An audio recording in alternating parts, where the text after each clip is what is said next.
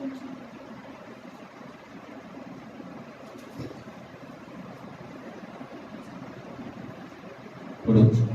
సంఘటనలందరికీ ప్రభు వందనాలు తెలియజేస్తున్నాను. ఈనాటి దాన్ని ధ్యానించము లోకమును ప్రేమించింది. యోహాను రాసిన మొదటి పత్రిక 2వ అధ్యాయము 15వ వచనం నుండి 17వ వచనం వరకు. యోహాను రాసిన మొదటి పత్రిక 2వ అధ్యాయము 15వ వచనం నుండి 17వ వచనం వరకు.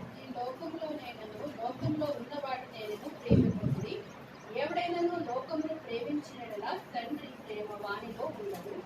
లోకములో ఉన్నదంతయు అనగా శరీరాశులు, నేత్రాశులు, జీవకుడము తండ్రి వల్ల పుట్టినవి కావు, అవి లోక సంబంధమైనవి. లోకములో దాని ఆశలు గర్వించుకోవచ్చున్నాం కానీ దేవుని చిత్తము జరిగించి వాడు నిరంతరమును నిలిచించు. యోహాను రాసిన మొదటి పత్రిక మనం చదువుకున్నాం. అధ్యాయము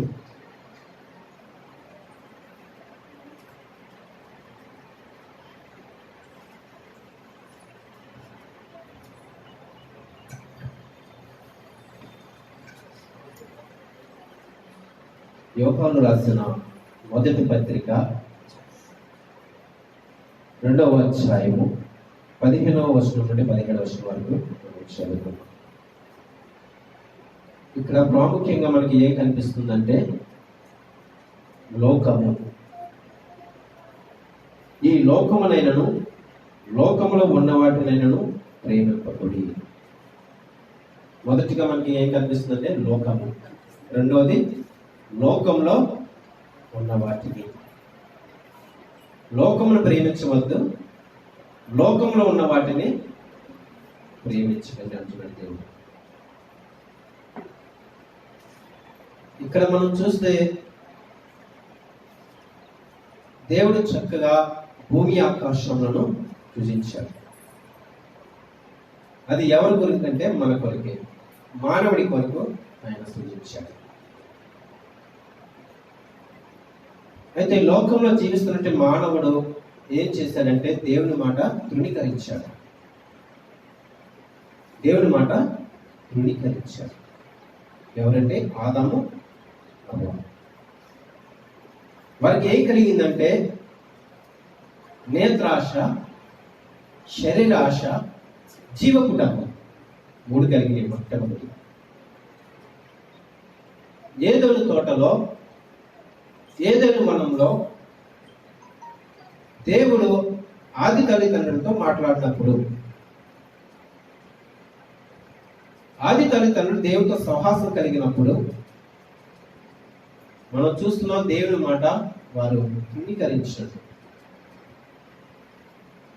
వారికి ఏం కలిగిందంటే ఈ యొక్క తోటల నుంచి వారు బయటికి వెళ్ళిపోవడం మనం చూస్తాం. వారికి ఏం కలిగిందంటే ఇప్పుడు మనం చదివినటువంటి యోహాను రాసిన మొదటి పత్రికలో చూస్తాం, లోకములో ఉన్న వాటిని ప్రేమించు. ఇప్పుడు ఆది తల్లిదండ్రులు ఏంటి ప్రేమించారు? వారికి ఏం కలిగింది?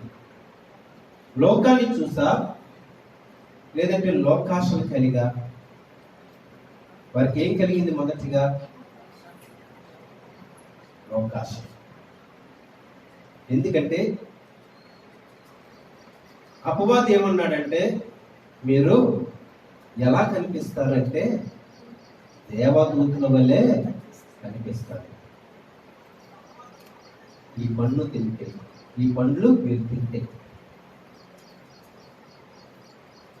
మొదటగా ఏం చేశాడంటే నేత్రాశ చూపించాడు. వారికి తర్వాత ఏం కలిగిందంటే శరీర ఆశ కలిగింది. మూడవది ఏం చెప్పాడంటే ఈ పండ్లు మీరు తింటే మీరు ఎవరు అవుతారు? దేవదూతుల వల్లే అవుతారు. వారికి చెప్పాలంటే జీవపు డంబం, అహంకారం వచ్చేసింది అక్కడ. ఇప్పుడు మనం వారు ఎప్పుడైతే బయటికి వెళ్ళిపోయారో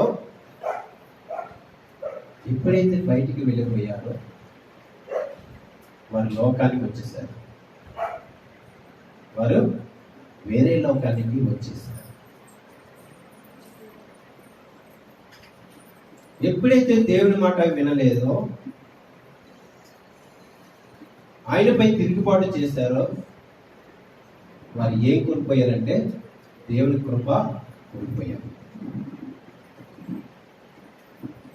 అయితే ఒక విషయం మనం జ్ఞాపకం చేసుకుందాం. ప్రసంగి గ్రంథాలు మనం చూస్తే చాలా మటుకు ఏమంటాడంటే, జ్ఞాని వ్యర్థము వ్యర్థము సమస్తము వ్యర్థము. అంటే ఈ లోకం కూడా వ్యర్థం అంటున్నాడు. మరి ఈ లోకం వ్యర్థమైనప్పుడు మరి నేను ఎలా జీవించగలం?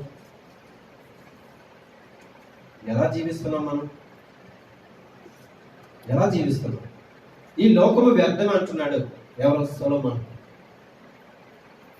మరి ఎలా బ్రతుకుతాము? దేవుడు మన కొరకు ఇక్కడ మనకి కదా ఏంటి? ఆకాశములు, భూమి, ప్రకృతి సమస్తమైన మన కొరకు దయచేసాడు ఆయన. మరి ఇదంతా వ్యర్థం అనుకుంటే మరి మానవుడు ఎలా జీవిస్తాడు? ఎందుకన్నాడు దేవుడు, ఈ లోకములో ఉన్న వాటిని ప్రేమించకండి. ఇక్కడ రెండు వర్గాలు కనిపిస్తున్నాయి.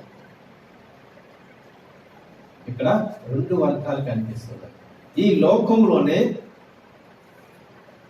లోకంలోనే మరొక వర్గం ఉంది.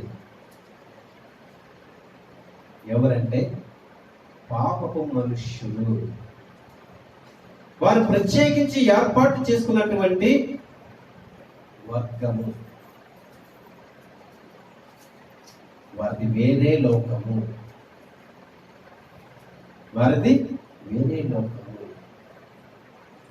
దేవునిపై తిరుగుబాటు చేసిన వారు, దేవునికి వేరుగా జీవించిన వారు, దేవుడంటే ఇష్టపడిన వారు,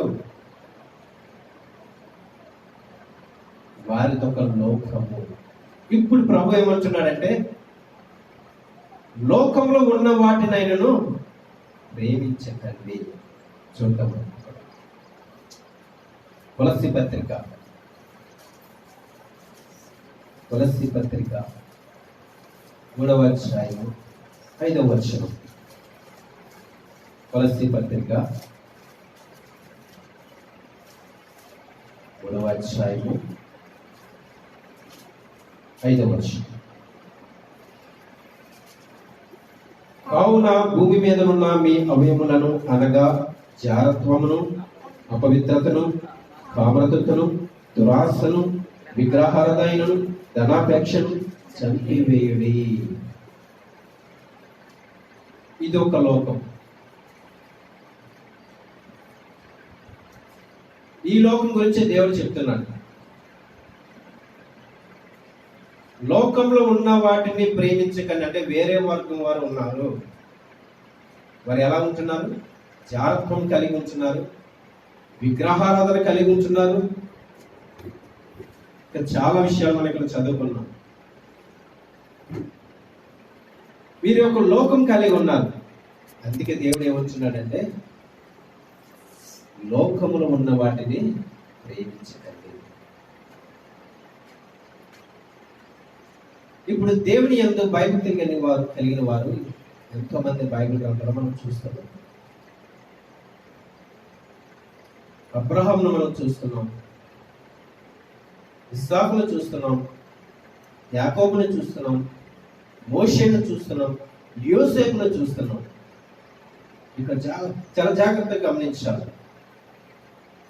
వారు ఈ లోకాన్ని ప్రేమించడం లేదు, ఈ లోకానికి బానిసత్వం కలిగి లేరు, ఈ లోకానికి దూరంగా ఉన్నారు. అంటే చనిపోవడం కాదు ఈ విషయం. ఇప్పుడే చెప్పుకున్నాం మనం, రెండు వర్గాలు ఉన్నాయి. దేవుని తృణీకరించిన వారు, దేవునికి విరోధంగా ఉన్నవారు, దేవుడంటే ఇష్టపడిన వారు ఒక లోకంలో ఉన్నారు. ఇప్పుడు దేవుని యందు భయభక్తులు కలిగిన వారు, దేవుని అనుసరించిన వారు, దేవుడు అంటే ఇష్టపడిన వారు ఒక వర్గం కలిగి ఉన్నారు, ఒక వర్గము కలిగి ఉన్నారు. ఒక విషయం మనం జ్ఞాపకం చేసుకుంటే, అబ్రహాము చాలా ధనవంతుడు. అబ్రహాము చాలా ధనవంతుడు, ఐశ్వర్యవంతుడు.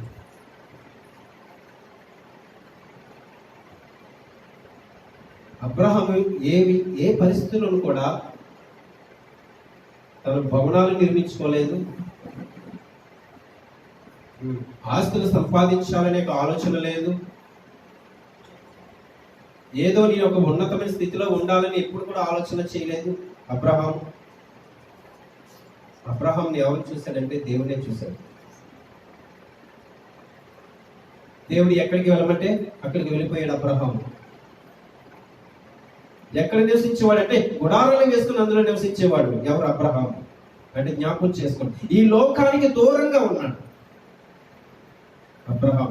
ఈ లోకాన్ని ప్రేమించలేదు, లోకంలో ఉన్నటువంటి దేన్ని కూడా ప్రేమించలేదు. అంటే ఏంటి అర్థము అంటే అబ్రహాం తెలిసిపోయింది, ఇది వ్యర్థము,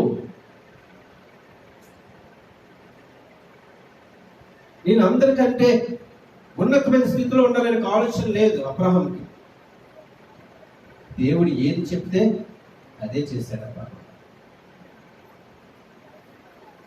ఏనాడు కూడా కొత్త కొత్త భవనాలు నిర్మించుకోవాలని, ఏదో చేయాలని ఎప్పుడు కూడా ఆలోచన లేదు అబ్రహాంకి. ఇస్సాకు కూడా అంతే, యాకోబు కూడా అంతే.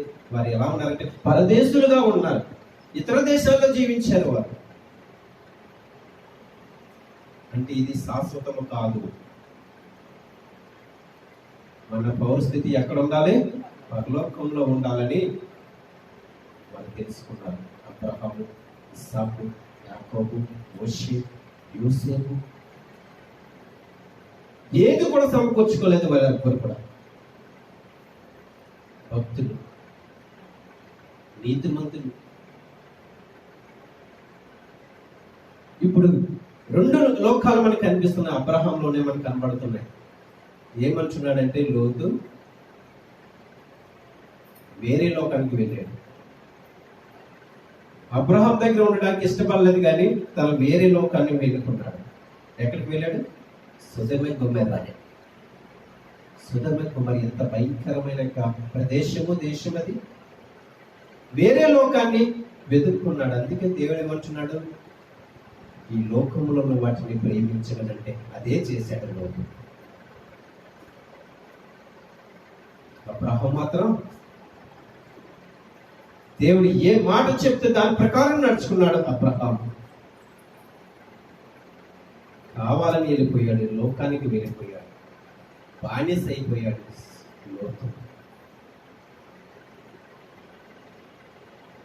మనకు తెలుసు నయోమి కూడా అంతే,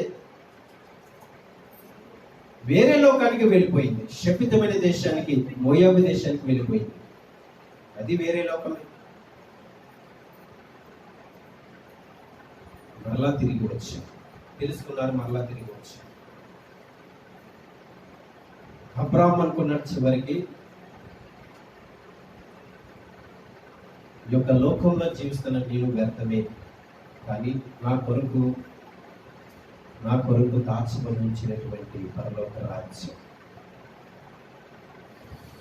అబ్రహాం ఎక్కడికి వెళ్ళినా దీవింపబడ్డాడు, ఆశీర్వదింపబడ్డాడు అబ్రహాం. అయినా వాటి వైపు చూడలేదు. ఇది ఏమనుకున్నాడంటే ఈ వ్యర్థము, లోకాశల వైపు వెళ్ళలేదు, కానీ దేవుని వైపే చూశాడు అబ్రహాం. ఇస్సాకు కూడా అంతే. ఇది మాకు శాశ్వతము కాదు, మాకు శాశ్వతమైనది పరలోక రాజ్యము తెలుసుకున్నాడు ఇస్సాకు. యాకోబు కూడా ఎన్ని శ్రమలు పడినా, ఎన్ని కష్టాలు పడినా చివరికి తెలుసుకున్నాడు ఏమంటే పరలోక రాజ్యమే శాశ్వతము, ఈ లోకము వ్యర్థము. అందరికి మనకు ఒక ప్రశ్న రావాలి, మరి ఈ లోకము వ్యర్థం అంటున్నా కాదు, దేవుడు ప్రత్యేకించి ఒక దేశాన్ని ఎన్నుకున్నాడు. ఏంటది? కనాను దేశం. దేవునికి ఇష్టమైన ప్రదేశము. ఏంటది? కనాను దేశం. మీరందరూ అక్కడే జీవించాలి. మీరు ఎక్కడ ఉన్నా చివరికి ఎక్కడికి రావాలి? కనాను దేశానికే రావాలి. ఇశ్రాయేల్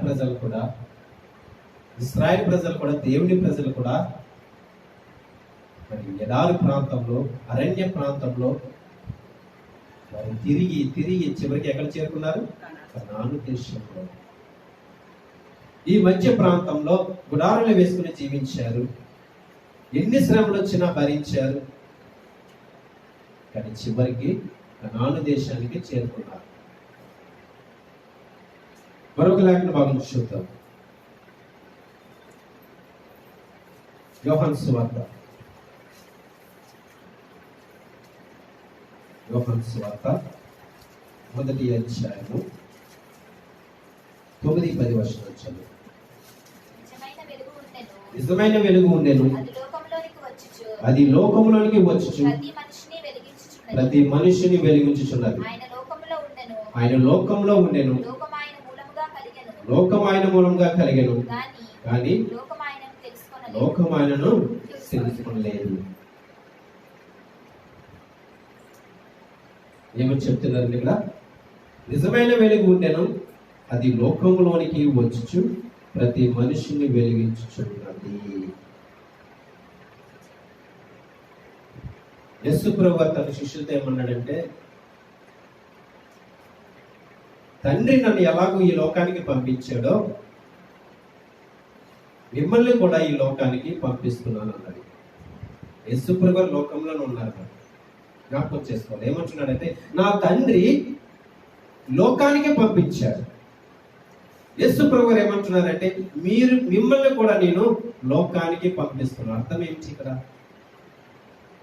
యేసు ప్రభువు లోకంలో ఉన్నారు, యేసు ప్రభువు యొక్క శిష్యులు కూడా లోకంలో ఉన్నారు. యేసు ప్రభువు ఏమంటారు? నా తండ్రి, పరమ తండ్రి ఈ లోకానికి పంపించాడు. నేను కూడా మిమ్మల్ని ఎవరంటున్నాడు? యేసు ప్రభువు తన శిష్యులతో అంటున్నాడు, వీరిని కూడా నేను లోకంలోకి పంపిస్తున్నాను. మరి యేసు ప్రభువు లోకంలో ఉన్నారు కదా, యేసు ప్రభు శిష్యులు కూడా లోకంలో మనకి ఎక్కడికి పంపిస్తానంటున్నాడు? ఇప్పుడు లోకంలో కంటే దేవుని ఎరగని ప్రజల దగ్గరికి పంపిస్తున్నాను వీరిని. చీకటిలో ఉన్న ప్రజల కొరకు, చీకటిలో జీవిస్తున్నటువంటి ప్రజల దగ్గరికి నేను పంపిస్తున్నాను వీరిని. ఎవరిని? శిష్యులు. లోకానికి పంపిస్తున్నాను. ఇప్పుడు ఎక్కడికి వెళ్ళి స్వార్థ ప్రకటిస్తున్నారంటే, నశించిపోతున్న ఆత్మ దగ్గరికి వెళ్ళి. ఆ ప్రజలు ఎలాగున్నారంటే, మనం చదువుకున్నాం కదా, తులసి పత్రికలో చదువుకున్నాం. ఏముంది అక్కడ? జాగ్రత్తలు కలిగినటువంటి బిడ్డలు, దేవునికి దూరంగా జీవిస్తున్నట్టు బిడ్డలు, దేవునికి వ్యతిరేకంగా చేస్తున్నట్టు బిడ్డలు అక్కడికి పంపిస్తాను అంటున్నాడు. వారి మధ్యకి వీరిని పంపిస్తాను. అప్పుడు అంటున్నాడు దేవుడు, ఈ లోకాన్ని నేను జయించాను అంటున్నాడు దేవుడు. ఈ లోకాన్ని నేను జయించాను, నా తండ్రి అప్పగించిన పని నేను సంపూర్తి చేశాను అంటున్నాడు దేవుడు. ఎందుకంటే మానవుల యొక్క పాపము ఆయన మీద వేసుకున్నారు కాబట్టి. చీకటిలో ఉన్న ప్రజలను బయటికి తీసుకుని వచ్చారు యేసు ప్రభువు. ఇక్కడ మనకి 2 వర్గాలు కనిపిస్తున్నాయి. ఒకటి అనుకోవచ్చు, ఒకటి వెలుగు వర్గము, ఒకటి చీకటి వర్గము. ఏదంటే ఒకటి వెలుగు లోకము, ఒకటి చీకటి లోకము. 2 కనిపిస్తున్నాయి. లోకం అంటే మనం అందరం ఏం ఆలోచన కలిగి ఉంటాం? ప్రపంచమే అని అనుకుంటాం మనం. ఈ ప్రపంచమే, లోకంను ప్రేమించకండి, లోకంలో ఉన్న వాటిని ప్రేమించకండి అంటే మనం ఎంతో ఆలోచన కలిగి ఉంటాం. కానీ లోకంలో ఉన్న వాటిని ప్రేమించకండి అంటే దురాశ, నేత్రాశ, జీవపుడంబము, శరీర కార్యాలు ఇంకెన్ని ఉన్నాయంటే ఇది ఒక లోకం. ఈ లోకాన్ని జయించమంటున్నాడు దేవుడు. అబద్ధము, విగ్రహారాధన, వ్యభిచారము, చాలా అసత్కార్యం క్రియలు జరిగిస్తున్నట్టు ప్రజల కొరకు, మనుషుల కొరకు దేవుడు వారిని ఏమంటున్నాడంటే వీరి యొక్క లోకము, వారి యొద్దకు నీవు మిమ్మల్ని పంపిస్తాను. లోకం అంటే ఇది వ్యర్థము, ఈ లోకంలో నీ జీవిస్తున్నాను కాదు. అది లోకంలో ఉన్న వాటిని ప్రేమించకండి. ఎందుకంటే ఈ లోకాధికారి ఎవరంటే అపవాది. జాగ్రత్తగా ఉండాలి. లోకాధికారి ఎవరు? అపవాది. అందుకే దేవుడు ఏమంటాడు? నాలో ఉన్నవాడి గొప్పవాడు. ఈ లోకంలో ఉన్నవాడి కంటే నీలో ఉన్నవాడు గొప్పవాడు. అంటే ఈ లోకాధికారి ఎవరు? ఇప్పుడు ఈ లోకాధికారి ఎవరు? అపవాది. అందుకే దేవుడు ఏమంటున్నాడు? ఈ లోకాన్ని నేను జయించాను అంటున్నాడు దేవుడు. ఎవరు యుద్ధం చేశాడు? అపవాదితో యుద్ధం చేశాడు యేసు ప్రభువు. మీరు కూడా జయించాలి. ఎవరిని జయించాలి? అపవాది క్రియలు, అపవాది అనుచరులను, అపవాది అనుచరులు. యేసు ప్రభువు తన శిష్యులతో ఉంటున్నాడు. ఇదిగో నేను ఒక ఆదరణకర్త, నేను వెళ్ళిపోయిన తర్వాత ఒక ఆదరణకర్తను పంపిస్తాను, మిమ్మల్ని బలపరుస్తాను. ఈ లోకము వ్యర్థం అనుకుంటే మనం చూస్తే చంద్రుడు వ్యర్థమే, భూమి వ్యర్థమే. ఒక రకంగా మనం ఆలోచన చేసుకుంటే, కానీ దేవుడు దాని గురించి అంటలేదు. లోకములో ఉన్న వాటిని ప్రేమించండి. లోకంలో ఏమున్నాయి? భూమి కూడా ఉంది కదా. కాదు, మనుషుల యొక్క ప్రవర్తన గురించి మాట్లాడుతున్నారు యేసు ప్రభువు. వారి చీకటిలో బ్రతుకుతున్నారు. వారిది ఒక లోకము, వారు బయటికి రాలేరు. వారు కొన్ని దినాలు తెలుసుకుంటారు, అప్పుడు బయటికి వస్తారు. ఎందుకంటే చూడండి, ఇప్పుడు చాలా మంది గేమ్స్ కి అలవాటు పడిపోయారు. నువ్వు ఎన్ని చెప్పు వారు వినరు, నువ్వు ఎంత చెప్పు వారు వినరు. కానీ కొన్ని దినాలకు వారికి వారే తెలుసుకొని బయటికి వస్తారు. మనం ఎన్ని చెప్పినా సరే వారు వినరు, ఆడటం మానరు. కొన్ని దినాలైన తర్వాత వారికి వారే తెలుసుకొని బయటకు వస్తారు. తప్పిపోయిన కుమారులాగా, తప్పిపోయిన కుమార్తెలాగా. ఇదే ఒక లోకంగా చూస్తున్నాం. అదే దానికి దూరంగా ఉండమంటాడు దేవుడు. ఆ లోకానికి మీరు దూరంగా ఉండండి, వాటిని ప్రేమించకండి. ధనాశ, నేత్రాశ, జీవపుటం చాలా ప్రమాదకరమైనవి. వాటికి దూరంగా ఉంటే దేవుడే నిన్ను ఆశీర్వదిస్తాడు. అబ్రహం చూడండి, అబ్రహం ఏమైనా ఆశ కలిగి ఉన్నాడా? నాకు ఇది కావాలి, అది కావాలి అడిగాడా? అడిగినట్టు మనం చూస్తున్నామా? చూడండి, దేవుడు ఎక్కడికి వెళ్ళిన అబ్రహాంను ఆశీర్వదించాడు. తనతో పాటు లోతును కూడా ఆశీర్వదించాడు. ఐగుప్తు దేశానికి అక్కడ మేలు జరిగింది. అబ్రహం ఎక్కడ అడుగు పెడితే అక్కడ అద్భుతం జరిగింది. కానీ ఏది కూడా ఇప్పుడు కూడా ధనాశ కలిగి లేదు.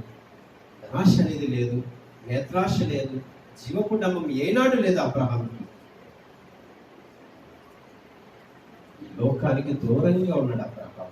ఈ లోకానికి దూరంగా ఉన్నాడు ఇస్సాకు. ఈ లోకానికి దూరంగా ఉన్నాడు యాకోబు. ఈ లోకానికి దూరంగా ఉన్నాడు మోషే. మిథ్యాను వెళ్ళాడు. మరలా దేవుడు ఎక్కడికి తీసుకెళ్ళాడు?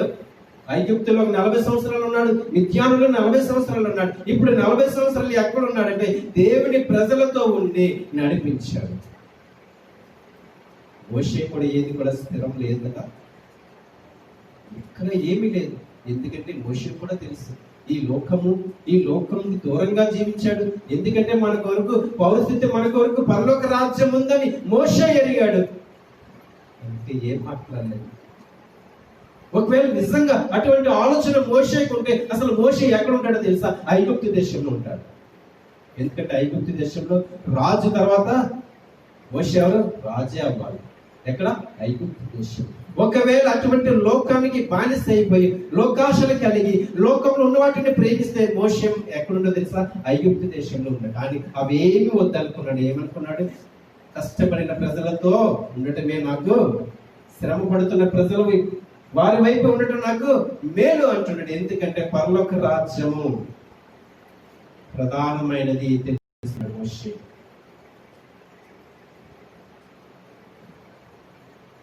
మనకి కూడా ఒకనాటి సమయంలో మనకు కూడా అవకాశం వస్తుంది ధనం సంపాదించడం. సంపాదించిన తర్వాత మనకి ఏం కలుగుతుందంటే ధనాశ ఇంకా పెరుగుతాం. వీటిని ఏం పట్టించుకోలేదు అబ్రహాము. చెప్పాలంటే అబ్రహాం వెంట పరిగెత్తుకుంటూ వస్తున్నాయి కానీ వాటి వైపు చూడటం లేదు అబ్రహాం. ఏం చూస్తున్నాడు? పరలోక రాజ్యమే చూస్తున్నాడు.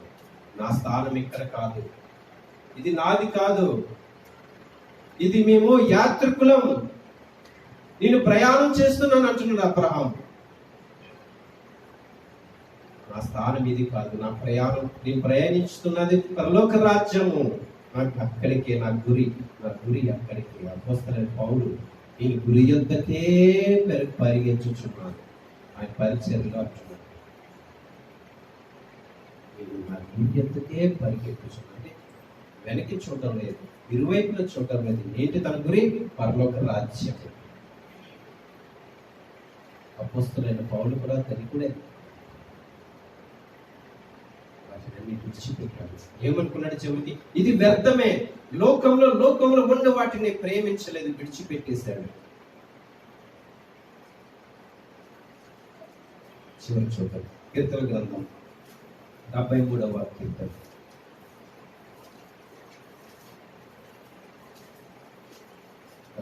కీర్తన 25వ వర్షం. ఆకాశమందు నీవు తప్ప నాకు ఎవరున్నారు? నీవు నాకు ఉంటుండగా లోకంలోనిది ఏది కూడా నాకు అక్కర్లేదు. ఎవరంటే కీర్తనకారుడు ఆసాపు రాసిన కీర్తనలు ఏమంటున్నాడు? నీవు నాకు తోడుగా ఉండగా, నీవు నాకు తోడు ఉంటే ఈ లోకంలో ఏది కూడా నాకు అక్కర్లేదు అంటున్నాడు. నీవు నాకు ఉంటుండగా ఈ లోకంలో ఏది కూడా నాకు అక్కర్లేదు అంటున్నాడు. మరొక లేఖనం చూద్దాం. యోహాను సువార్త 14వ అధ్యాయం 27వ వచనం.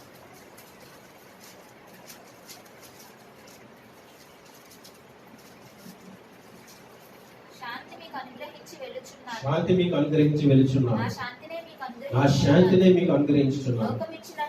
లోకమిచ్చినట్టుగా మీకు అనుగ్రహించట్లేదు. మీ హృదయమును కలవరపడనీయకుడి. ఏమొచ్చినాడు యేసు ప్రభువు? నా శాంతినే మీకు అనుగ్రహించి వెలుచున్నాను. లోకమిచ్చినట్టు కాదు. చూడండి మరలా ఏమంటున్నాడు? లోకమిచ్చినట్టు కాదు.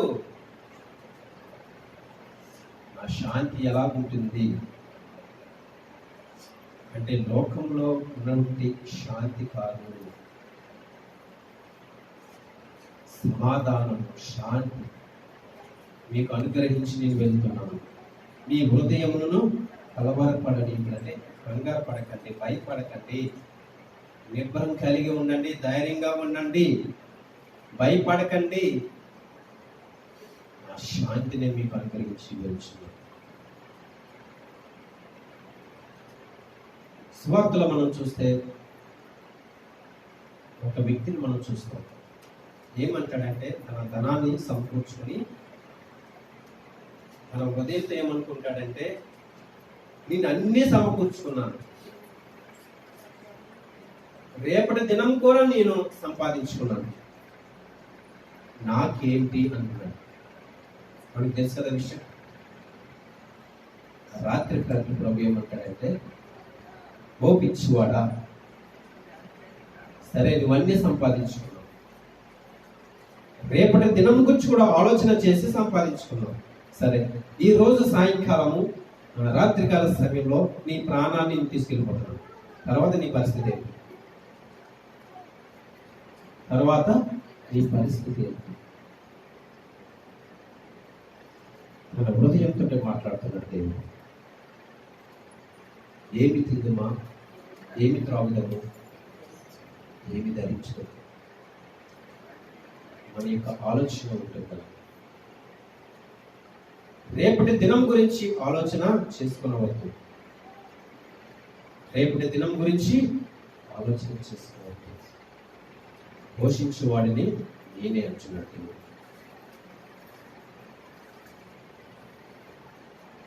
మత్తయి సువార్త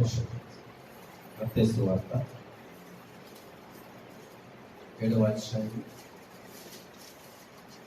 27వ వచనం. ప్రభువా అని నన్ను పిలుచు ప్రతి వాడు పరలోక రాజ్యములో ప్రవేశింపడు గాని పరలోకమందున్న నా తండ్రి చిత్త ప్రకారం చేయవాడే ప్రవేశించును. చాలా ఇక్కడ కూడా మనం చూస్తున్నాం. ప్రభువా ప్రభు అనగానే అందరూ కూడా పరలోక రాజ్యానికి వెళ్ళారు. చాలా జాగ్రత్తగా గమనించాలి. అంటే మనకు అర్థం ఏంటంటే, ప్రభువా నీ నామం పేరిట నేను ప్రార్థన చేశాను, అద్భుత కార్యాలు జరిగించాను, అనేక కార్యక్రమాలు చేశాను, ప్రభువా అన్న మాత్రాన పరలోక రాజ్యానికి మీరు ఎవరు వెళ్ళలేరు. కానీ ఇప్పుడు అంటున్నాడు, ఏమంటున్నాడు? నా తండ్రి చిత్త ప్రకారము చేయవాడే. ఎక్కడికి వెళ్తారు? పరలోక రాజ్యానికి అప్పుడే వెళ్తారు. నా తండ్రి చిత్త ప్రకారం చేయవాడే పరలోక రాజ్యానికి ప్రవేశం ఉంటుంది. ఇప్పుడు ఏం చేయాలి మనం? ఆయన చిత్త ప్రకారం అంటే ఏం చేయాలి? మనం చదువుకున్న కొలస్సీ పత్రిక 3వ అధ్యాయం 5వ వచనం మొట్టమొదటిగానే దేవునికి దూరంగా జీవిస్తున్న ప్రజలు అంటే వాళ్ళు ఏంటంటే దేవుని మాట విన్నారు. విశ్వాసులాగే ఉండి కూడా దేవుని మాట వినలేని వారు చాలా మంది ఉన్నారు. మీరేదో దేవుని తిరిగి భాగం గురించి ఆలోచన చేయవద్దు. నువ్వు విశ్వాసమే, కానీ దేవునికి దూరంగా ఉండి జీవిస్తున్నావు, వేరుగా ఉండి జీవిస్తున్నావు. మరి నువ్వు దేవుని చిత్తమును ఏం చేస్తున్నావు? మరి దేవుడే అంటున్నాడు కదా, నా తండ్రి చిత్తం చేయవాడే పరలోక రాజ్యంలో ఉంటాడు. మీరేదో ప్రభువా అని మొరపెట్టుకుంటూ ప్రార్థన చేస్తూ వేరే లోకానికి నువ్వు బానిస్తాయి.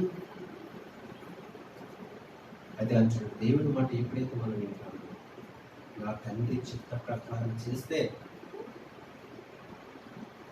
నా తండ్రి ఏదైతే చెప్పాడో అది మీరు అనుసరిస్తే మీరు పరలోక రాజ్యంలో ఉంటారు. మీరు పరలోక రాజ్యంలో ఉంటారు. ప్రభువు చివరిగా నా శాంతిని మీకు అనుగ్రహిస్తాను. మీరు భయపడకండి. లోకము మిమ్మల్ని ద్వేషిస్తుంది, భయపడద్దు. ఇక్కడ మాట్లాడుతున్నాడు, లోకము మిమ్మల్ని ద్వేషిస్తుంది. ఎప్పుడు? నువ్వు దేవుని బిడ్డవైనప్పుడు, దేవుని యందు విశ్వాసం కలిగి ఉన్నప్పుడు, నువ్వు ప్రార్థన చేస్తున్నప్పుడు లోకము నిన్ను ద్వేషిస్తుంది. అంటే నేను హేళన చేస్తుంది, అవమానపరుస్తుంది. ఎందుకంటే ఈ లోకాధికారి ఎవరో? అపవాది. ఈ లోకాధికారి ఎవరో? అపవాది. అందుకే ఈ లోకం నిన్ను ద్వేషిస్తుంది. భయపడకండి. నీకు పరలోక రాజ్యం కావాలా? భయపడద్దు. నువ్వు ప్రవేశించాలా, భయపడద్దు. హృదయం నిర్మలంగా ఉంచుకో, కలవరపడవద్దు. ఇదిగో ఆదరణకర్తను పంపిస్తున్నాను, నేను వెళ్ళిపోయి అతని నిన్ను బలపరుస్తాడు. దేవుడు అన్ని విషయాలు మనకి ఎన్నో మేలులు చేస్తూ, కష్టకాలంలో, ఇబ్బందుల్లో, శ్రమలో మనకి తోడుగా ఉంటూ మనల్ని నడిపిస్తున్నాడు దేవుడు. ఏమంటలేదు, ఈ లోకానికి మీరు దూరంగా ఉండండి, లోకాశలకు బానిస కాకండి, ఈ లోకంలో ఉన్న వాటిని ప్రేమించకండి. ఇదే కోరుకుంటున్నాడు దేవుడు. నేను ఈ లోకాన్ని జయించాలి, మీరు కూడా జయించాలి. ఎందుకంటే మీరు నా బిడ్డలు, మీరు కూడా ఈ లోకాన్ని జయించాలి. అపవాది యుద్ధం చేయమని చెప్పట్లేదు, మనం చెప్పుకున్నాం తులసి పత్రికలో, వాటిని జయించాలి. చారత్వము, విగ్రహారాధన, అబద్ధము, దొంగతనము, మనకన్నీ చాలా తెలుసు కదా, అన్నీ తెలుసు. వాటికి దూరంగా ఉండమంటున్నాడు, ఆ లోకానికి దూరంగా ఉండమంటున్నాడు. మీరు వేరుగా ఉండండి అంటున్నాడు. వేరుగా ఉంటే యేసు ప్రభువుకు అంటకట్టబడి మనం జీవించాలి, ఆయనకి అంటకట్టబడి మనం జీవించాలి. నేను నిజమైన ద్రాక్షావళిని, మీరు తీగలిలో అంటకట్టబడి జీవించాలి అంటున్నాడు. అందుకే ప్రభువుని ఎప్పుడు కూడా విడిచిపెట్టకూడదు, ప్రభువుని ఎప్పుడు కూడా మనం విడిచిపెట్టకూడదు. మనం బ్రతికినంత కాలం, మనం జీవించినంత కాలం ప్రభువును మనం ఎన్నడూ విడిచిపెట్టకూడదు. అది జ్ఞాపకం చేస్తుంది. ఒకవేళ నువ్వు విడిచిపెట్టావంటే వేరే లోకానికి వెళ్ళిపోతావు. గమనిద్దాం, దేవుని అనుసరిద్దాం. దేవుని విడిచిపెట్టి మీరు లోకానుసారంగా మరి జీవించద్దు. దేవుని అంటుకు పట్టుబడి మనంతా కూడా ఎప్పుడైతే మనం ప్రభు పట్ల జీవిస్తామో మరి ఎన్నో గొప్ప కార్యాలు మన జీవితంలో చూస్తాం. మన పరిశుద్ధ గురించి